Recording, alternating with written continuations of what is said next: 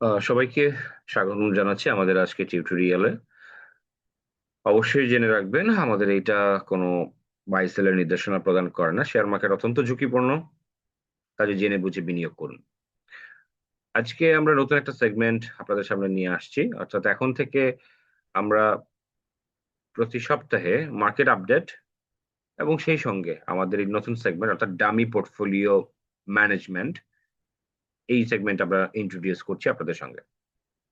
এইখানে আমি দেখাবো কিভাবে পোর্টফোলিও ম্যানেজ করতে হয়, অপরচুনিটি হান্ট করতে হয় এবং প্রফিট গেইন করে করে ইকুইটি বাড়াতে হয়।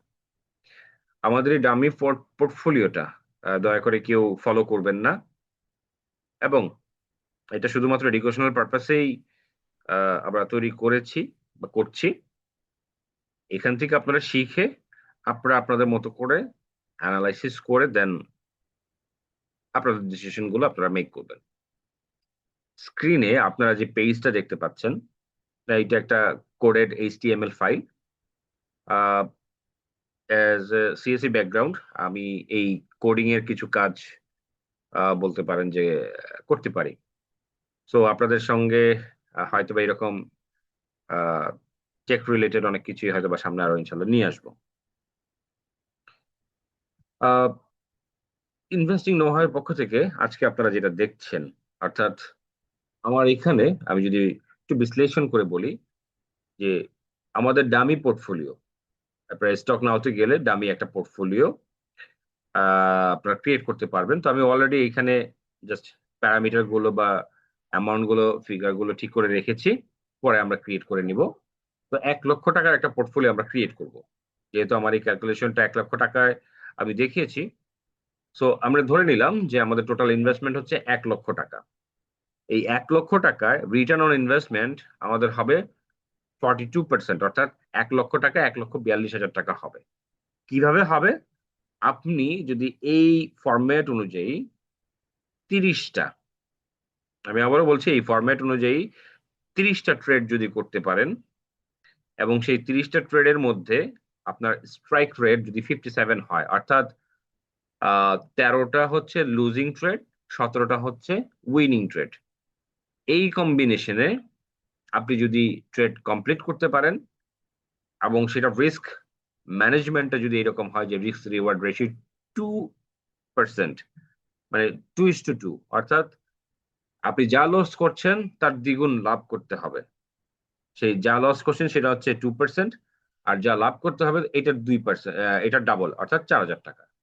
সো ৳১,০০,০০০ বিনিয়োগে আপনি যদি ৳২,০০০ লস মানে স্টপ লস পর্যন্ত কাউন্ট করেন এবং প্রফিটটা যদি ৳৪,০০০ পর্যন্ত কাউন্ট করেন এবং এর মধ্যে যদি ১৭ টা উইনিং এবং ১৩ টা লুজিং আ ট্রেড আপনি করে থাকেন এক্সিকিউট, তাহলে ৩০ টা ট্রেড পরে, এই যে এখানে আমি দেখিয়েছি ৩০ টা ট্রেড পরে আপনার ৳১,৪২,০০০ পোর্টফোলিওতে দাঁড়াবে। আজকে থেকে এই প্র্যাকটিক্যালি আমরা এই জিনিসটা একটু আ করে দেখানোর চেষ্টা করব থ্রু আওয়ার ডেমো পোর্টফোলিওর মাধ্যমে। আশা করি আপনারা এইটুকু অন্তত বুঝেছেন। তো আসুন আমরা পোর্টফোলিওটা ক্রিয়েট করি। তা আমাদের এই ডেমো পোর্টফোলিওর জন্য আমরা ৳১,০০,০০০ নির্ধারণ করেছি। আর এভারেজ কমিশন তো ৪০ পয়সা বা ৩৫ পয়সা থাকে, সেটাই আমরা নির্ধারণ করে দিয়েছি। এখন বাকি থাকে হচ্ছে শেয়ার এবং কোয়ান্টিটি। তো আমি অলরেডি ২ টা স্টক নির্ধারণ করে রেখেছি। আ ওভারঅল বাজার আমি এনালাইসিস করে স্ট্যাটিস্টিক্যাল ডেটার সাপোর্ট নিয়ে আমি যেটা ফাইন্ড আউট করেছি তাতে আমার কাছে ২ টা জেড ক্যাটেগরির স্টক মনে হয়েছে যে আ এইটা আমার ডামি পোর্টফোলিওতে যদি রাখি হয়তোবা এটা থেকে একটা গেইন আসতে পারে। এবং আমি আমার পোর্টফোলিওর যে সাইজ অর্থাৎ ইনভেস্টমেন্ট যে সাইজ সেটা হচ্ছে ৳১,০০,০০০। তো ৳১,০০,০০০ র মধ্যে আমি অ্যাকচুয়ালি ৪ টা ভাগ করব। অর্থাৎ ৪ টা পোর্শনে, প্রত্যেকটা পোর্শনের জন্য ৳২৫,০০০ করে বরাদ্দ থাকবে। তো আমি প্রত্যেকটা শেয়ার ৳২৫,০০০ র বেশি কিনব না। তো ১ম যে শেয়ারটা আমি কিনব আমাদের ডামি পোর্টফোলিওর জন্যে সেটা হচ্ছে আজিজ পাইপ। আমার শেয়ার সিলেক্ট করা হয়ে গিয়েছে। আমি এইখানে একটু ক্যালকুলেটরটা নিয়ে আসি আমার হিসাব করার সুবিধার জন্য। সো 25,000 টাকায় ভাগ, আহ, আমি ধরে নিলাম যে ক্লোজিং প্রাইস যেটা ছিল সেটা দিয়ে আজকের আমি 438টা শেয়ার পাবো। তা আমি ধরে নিলাম যে কমিশন যেহেতু আছে আমি 25,000 টাকার উপরে যাব না, আমি 430টা শেয়ারই এখানে বাই করব।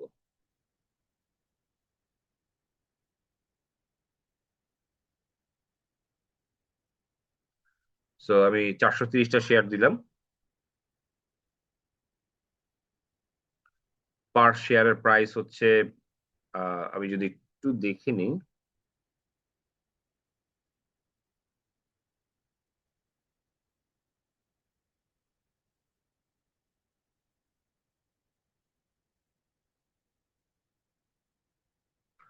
56-60।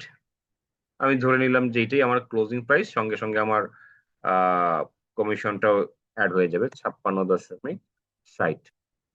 আমার হচ্ছে 40 পয়সা করে কমিশন। আজকে ডেট দিয়ে আমি আইটেমটা সেভ করে রাখলাম।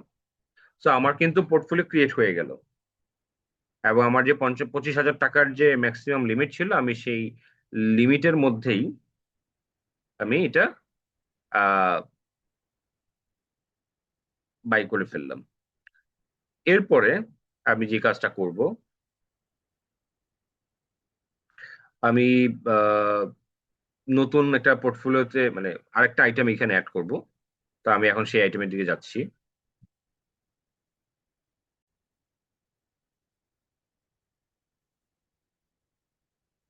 আমরা নতুন যে স্টকটা বাই করব আমরা সেটার জন্য হচ্ছে যাব, এটা হচ্ছে জিল বাংলা সুগার মিল।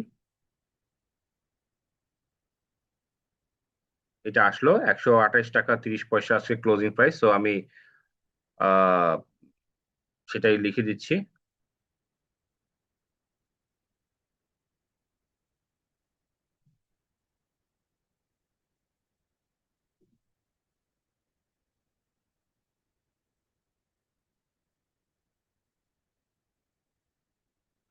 আমি 194টা শেয়ার কিনতে পারবো।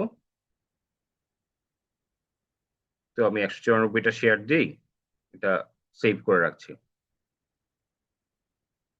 তো আমার কিন্তু এইখানে অ্যাকচুয়ালি হয়ে গেল 25,000 টাকার টোটাল যে শেয়ার আমি পাই সেটা আমার এখানে কিন্তু কেনা হয়ে গেল। সো আমি এখন পর্যন্ত 50,000 টাকার মতো টোটাল শেয়ার আজকে ডেমো পোর্টফোলিওর জন্য আমি অ্যালোকেশন করে রাখলাম, এবং আমি এইটাকে ওভার টাইম বাই সেল হয়তো বা করতে পারি যদি প্রাইস ড্রপ করে খুব বেশি, তাহলে তো অ্যাভারেজ ডাউন করে ফেলতে পারি। আর নয়তো বা এইভাবে আমার থাকবে, এবং এখন থেকে কন্টিনিউয়াসলি এই ডেমো পোর্টফোলিও গুলোর পারফরমেন্স আপনারা দেখতে পাবেন, এবং শুধুমাত্র টেকনিক্যাল অ্যানালাইসিসের উপরে নির্ভর করে ইকুইটি যে গেইন করা পসিবল হয় সেইটার লাইক প্রুফ আমার কাছে আছে। আমি আহ, ব্যক্তিগতভাবে কিছু পোর্টফোলিও হ্যান্ডেল করি। একেবারে ছোট্ট একটা পোর্টফোলিও, অনলি বলতে পারেন যে 18-19 হাজার টাকা দিয়ে আহ, শুরু করা হয়েছিল, এবং আহ, সেইটার ইকুইটি এখন 49,000 আর কি। তো এটা পসিবল। আপনারা চাইলে হয়তোবা আহ, কোন একটা সময় আমি সেই পোর্টফোলিওটা হয়তো আপনাদের সঙ্গে প্রাইভেসি বা গোপন রেখে, আমি হয়তো বা পার্সোনাল ইনফরমেশন গুলো গোপন রেখে আমি শুধুমাত্র ইকুইটি গুলো দেখাইতে পারবো আর কি, ইনশাল্লাহ।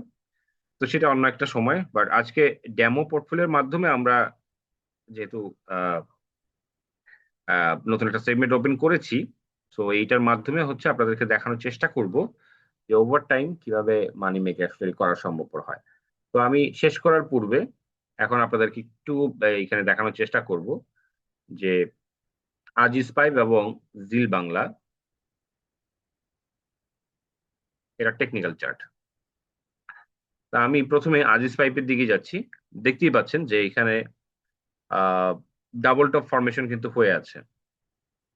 তো আমার যেহেতু অ্যাকচুয়ালি মানে একটু লম্বা সময়ের জন্য আমি এখানে ইনভেস্ট করি, মানে মার্কেটে ইনভেস্ট করার কথা বলি সব সময়, এবং আমার ডামি পোর্টফোলিও বা ডেমো পোর্টফোলিওতে আমি সেই জিনিসটা প্র্যাকটিস করব।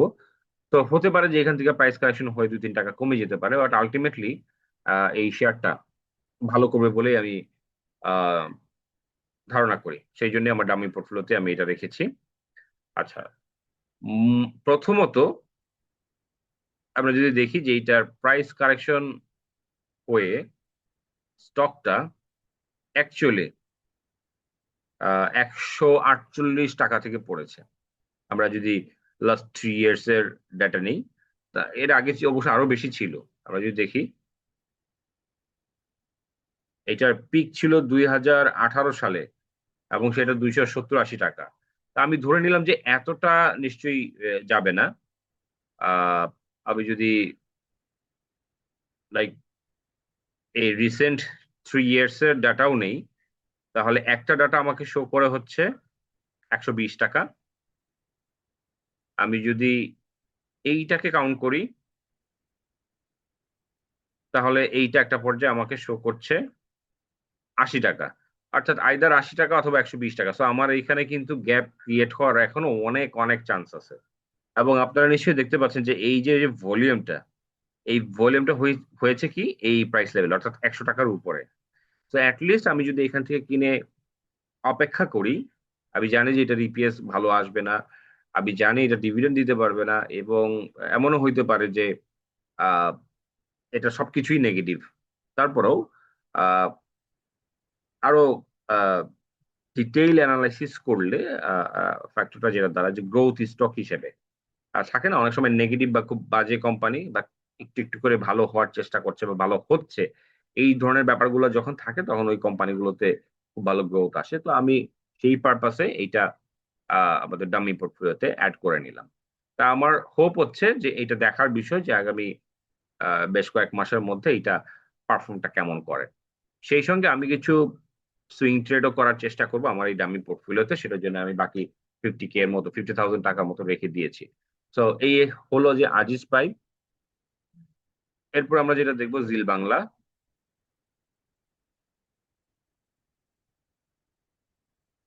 আপনারা নিশ্চয়ই দেখেছেন যে জিল বাংলা রিসেন্টলি প্রোডাকশনটা আবার নতুন করে চালু হওয়ার পর আহ 80-85 টাকা থেকে শেয়ারটা অলমোস্ট 190-200 টাকা পর্যন্ত উঠে গিয়েছিল, এবং সেইখান থেকে কিছুটা রিট্রেস করে এখন একটা জোনের মধ্যে কনসলিডেশন করতেছে।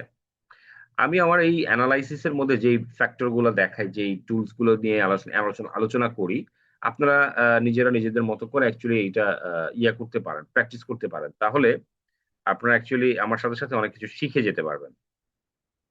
তো আমরা অ্যাকচুয়ালি এখন একটু ফিবোনাচি এক্সটেনশন অ্যাকচুয়ালি এটাকে বলে, ফিবোনাচি এক্সটেনশন, যেহেতু দাম বাড়ছে সেই জন্য আমরা ফিবোনাচি এক্সটেনশন দিয়ে একটু মেজার করার চেষ্টা করব যে এটা অ্যাকচুয়ালি ভ্যালিড কিনা বা কাজ করছে কিনা। আমরা সেটিংসে গেলাম, আমরা এটা লেফট আছে, এটা রাইট দিয়ে দিব, লেভেল গুলো ডান দিকে চলে আসবে, আর হচ্ছে ভ্যালু গুলো থাকবে পার্সেন্টেজে, আর যেটা যেরকম আছে সেটা সেরকমই থাকুক। আমরা তাহলে একটু নিয়ে আসি। ওকে, খুব অ্যাকিউরেটলি যে ধরতে হবে এমন না, আপনি জোনটা আইডেন্টিফাই করতে পারলেই হলো, মোটামুটি জোনটা কভার আপ করলেই হলো। তা আমরা দেখতে পাচ্ছি যে এই যে 38.2%-এ 124 টাকা সাপোর্ট, এই জোনের মধ্যেই কিন্তু এটা কনসিডার করছে। এবং নর্মালি আপনারা যদি গুগল করে দেখেন, অ্যানালাইসিস শেখাটা এত কঠিন না, বাট মানুষ প্র্যাকটিস করে না, ডিসিপ্লিন ওয়েতে চলে না, যার কারণে মানি মেকটা করতে পারে না অ্যাকচুয়ালি। তো জিল বাংলা কি হচ্ছে যে 38.2% রিট্রেসমেন্টে সাপোর্ট নিচ্ছে, এবং এইটা মেজর একটা সাপোর্ট যখন এই ফিবোনাচি দিয়ে আপনি যখন কোনো স্টককে চুজ করবেন বা বাছাই করবেন। এবং আমাদের টার্গেট হচ্ছে যে এটা যদি অ্যাটলিস্ট 190 টাকা পর্যন্ত যায় তাহলে ওয়েল এনাফ, খুব ভালো একটা প্রাইস। তো আমরা দেখি, এই একটা পেলাম। এরপরে আহ, আমরা আজিজ পাইপের অ্যানালাইসিসটাও তো দেখলাম, সো জিল বাংলাটাও দেখলাম। আজকে এই দুইটা স্টক আপনারা দেখে রাখলেন। আহ, এটা পারফরমেন্স গুলো ডে টু ডে আপডেট হবে অটোমেটিক্যালি, যেহেতু আহ, এটা অনলাইন পোর্টফোলিও। তো আজকের মতোই এই পর্যন্তই। আমরা দুইটা স্টক আমাদের ডামি পোর্টফোলিওতে নিলাম, এবং যেহেতু আমি আমার বেশ কয়েকটা আগের ভিডিওতে আমি বলেছি যে dividend declaration, third quarter EPS এবং ফার্স্ট কোয়ার্টার ইপিএস, এই তিনটা ইস্যুকে কেন্দ্র করে মার্কেট অনেক ভোলাটাইল থাকবে, এবং এই ভোলাটাইল সিচুয়েশনে আমি অ্যাজ এ ফান্ড ম্যানেজার হিসেবে আমি যে কাজটা করি বা করব, সেটা হচ্ছে যে ভোলাটাইল মার্কেটে মানে খুব বেশি রিস্ক হয়ে যায়, সেই জন্য আমি স্লো অ্যান্ড স্টেডি যেহেতু গো করতে চাই, আমি অবজার্ভ করবো মার্কেট এবং অপরচুনিটি হান্ট করার চেষ্টা করব, এবং দেখব মানি ফ্লোটা কোথায় শিফটিং হচ্ছে। যেমন আমি আপনাকে যদি আজকে ডিএসসির, আমাদের দুটো পোর্টফোলিওতে এখানে ক্রিয়েট হয়ে গেছে, আমি ডিএসসির ওয়েবসাইটে যদি যাই,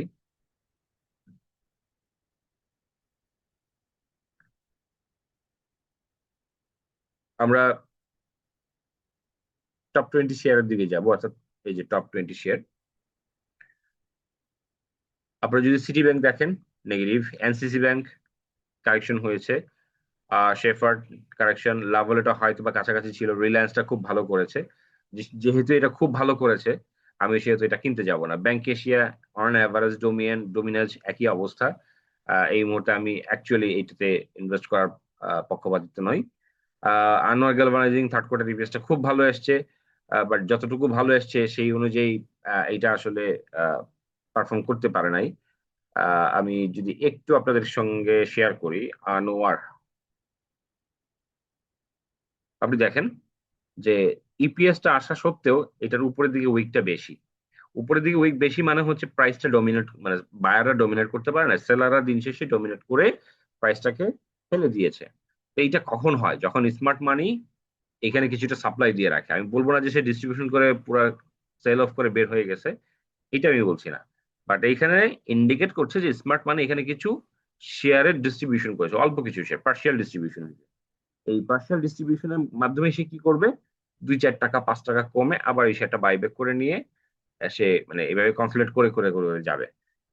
তো এই মেকানিজম গুলোর ব্যাপারে যেহেতু আমি আগেই বলেছি একটা ভিডিওতে যে আমি মানে সামহাও এগুলো পাবলিকলি আমি শেয়ার করতে পারবো না। আমি এগুলো জানি এগুলো কিভাবে কাজ করে, মেকানিজম গুলো কিভাবে কাজ করে, সো ওইগুলো আমি এখানে ডিসকাস করতে আসছি না। তো এই জন্য আমি এইটাতে মানে বাই করার পক্ষপাতিত্ব নেই।